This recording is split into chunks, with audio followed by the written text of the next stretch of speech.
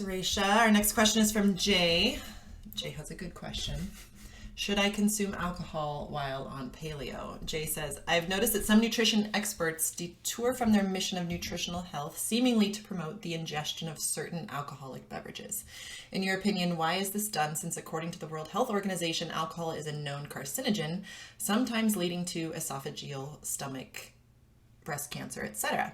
Apparently there is no safe amount to avoid its effects, so why is it promoted?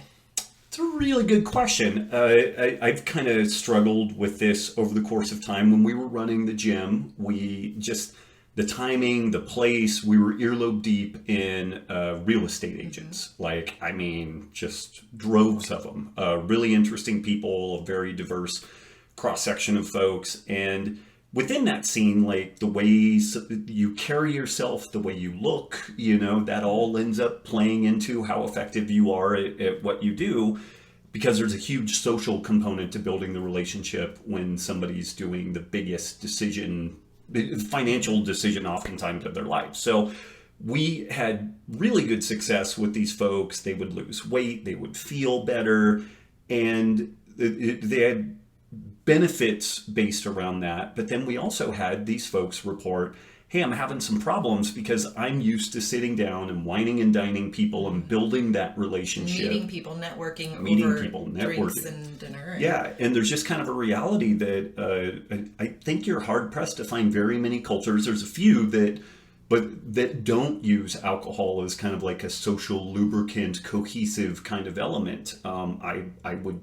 venture to say the bulk of cultures, like alcohol, is a feature of the whole story. So, we can get totally wrapped around the axle of like protein, carbs, fat, and circadian biology and all this stuff, but we always mention the social component and the community component. We know that an inadequate social connectivity is as negatively impactful on health as a pack-a-day smoking habit. So, it's a really interesting question, though. So I'm ingesting a known carcinogen to have a social connectivity that brings me joy and is fun and makes life. And what's the net win on that? I don't entirely know, but even for myself, I honestly am not a huge fan of booze. It's not my preferred cup of opiates, but there's also kind of a reality that I already eat differently than most people. It's changed a lot over the last 20 years. So it's easier to find community, easier to find folks that don't look askance at me if I order a burger without a bun. It's just not a big deal now, whereas 15, 20 years ago, you were totally a weirdo doing that.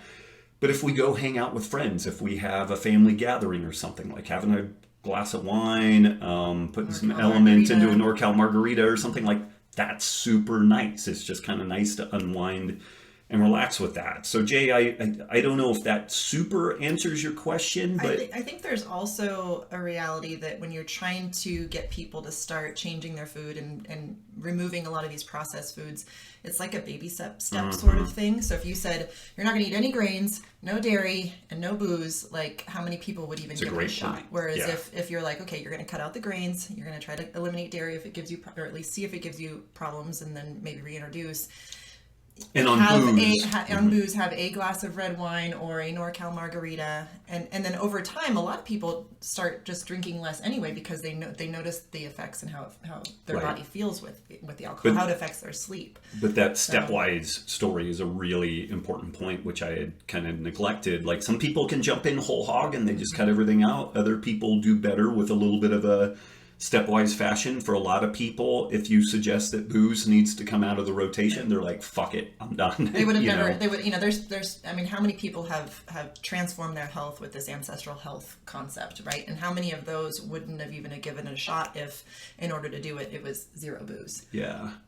So I don't know, Jay, if that fully answers the question of kind of the risk-reward story of allowing or recommending booze, but I think that this is a great example of trying to not make perfection the antagonist of good enough. If we're getting people off of refined carbohydrates, they're sleeping better, they're exercising, they feel better, then to your point, it really is true. If they start feeling better in general, what we find is that people have a drink maybe 2, and then they're like, that's enough, because they feel shitty enough from that they're like, yeah, I'm totally good. So interestingly, it actually does kind of self-regulate on the back end of that if we get the buy-in on the front end with all those other things. But if you're just living like a cockroach and you feel like shit all the time, it's really hard to detangle. Is it the crappy carbohydrates? Is it the booze? Is it you know, the lack of sleep? Yeah, because it's all on top of you. But you start feeling better and you actually notice the difference when you have booze. Mm-hmm.